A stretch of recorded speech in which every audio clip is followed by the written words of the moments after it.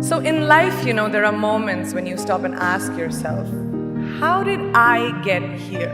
Like, why am I standing here? Well, this is definitely one of those moments for me. And I find myself going back to the beginning, back to my roots.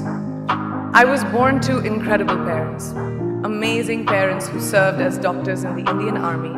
I was the firstborn. And as far back as I can remember, I made my parents very proud and happy 99% of the time. Okay, slight exaggerations of personal achievements are allowed from time to time, don't you think? My brother was born a few years later, and even then, nothing changed for me. We were both given equal opportunities, and I want to emphasize this. I want to really emphasize this for you because I don't think a lot of people might understand that being equal might seem very normal. But where I come from, India, and a lot of developing countries around the world, more often than not, this is an exception. It's actually a privilege. My first experience of the glaring disparity between boys and girls came at a very, very young age.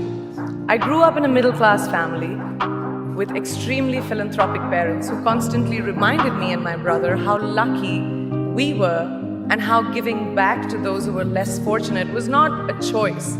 It was a way of life. Simple. I was 7 or 8 years old when my parents started taking me on these visits in a traveling clinic to developing communities around and villages around the city that we lived in called Bareilly. We were packed into this ambulance and my parents would provide free medical care to people who couldn't afford it. My job at the age of 8 was assistant pharmacist. So I would count all the medicines, put them in an envelope and give it out to patients, and I really took my job very seriously. Very seriously.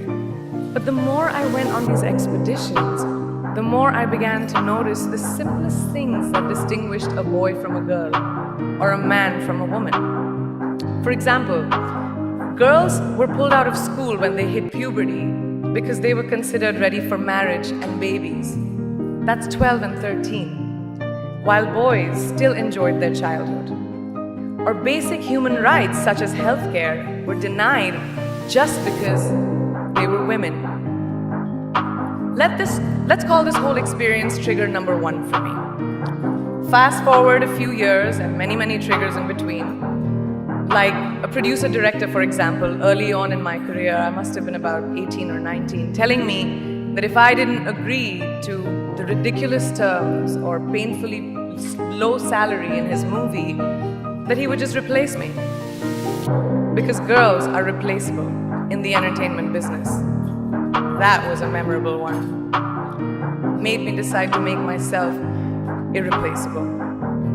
But I think what really moved the needle for me and ultimately led me to create the Priyanka Chopra Foundation for Health and Education and around the same time partner with UNICEF was an encounter with my housekeeper's daughter.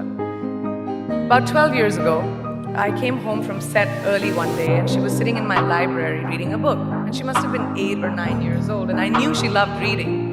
So I asked her, I was like, it's a weekday, why aren't you in school? And she said, oh, I don't go to school anymore. So I went and asked her mother and I said, why isn't she in school? And her mom said that her family couldn't afford to send her and her brothers to school, so they chose the boys. The reason? She would eventually get married and it would be a waste of money. I was completely blown and it shook me to my core. Eventually, I decided to cover the cost of her education so that she could continue to learn because education is a basic human right.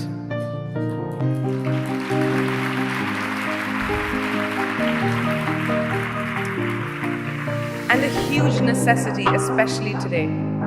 From that point on, I was determined to make a difference in as many children's lives as I could, in whatever big or small way that I could contribute. There's a really, really beautiful quote that I read recently, and I think it's absolutely appropriate to explain what I'm trying to say today. The hand that rocks the cradle, the procreator, the mother of tomorrow, a woman shapes the destiny of civilization.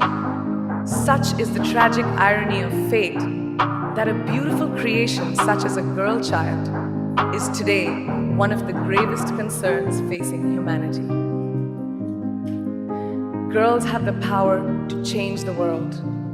It is a fact, and yet today, girls are more likely than boys never to set foot in a classroom, despite of all the efforts and progress made over the last 2 decades. I'm just going to give you a stat, more than 15 million girls of primary school age will never learn how to read or write, compared to 10 million boys.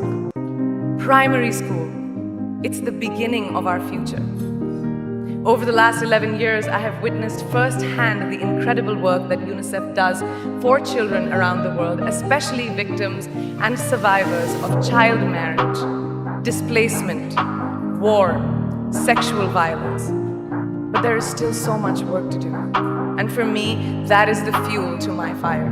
The reason I am so committed to this cause, and that is where my passion stems from, because I know that a girl's education not just empowers families, but communities and economies. A result of her education, we all do better. It's just as simple as that. As entertainers and influencers sitting in this room, I feel that it's our social responsibility to be a voice for the voiceless, which is why I applaud each and every woman in this room for being such a badass.